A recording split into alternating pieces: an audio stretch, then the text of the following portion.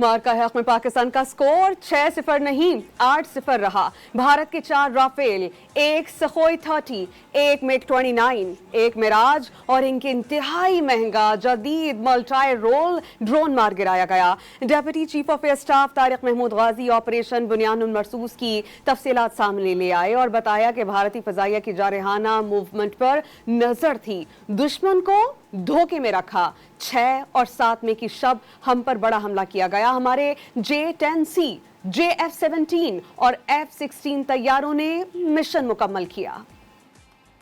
हम 8-0 पे हैं और हमारी कंफर्म्ड किल्स जो हैं वो 4 राफेल्स, 1 Su-30, 1 MiG-29, 1 Mirage 2000 और एक expensive multi role unmanned system also.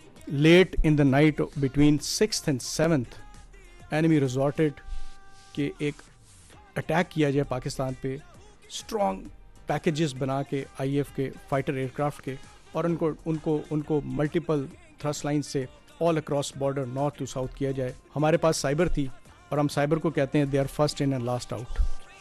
तो they picked up their move much before, जब तक कि वो आपके एयर डिफेंस नेटवर्क्स पे पिक होते।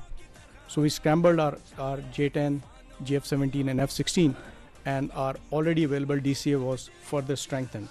जो killers, designated killers थे embedded into PF's packages, they started targeting उनके जो top line fighters थे।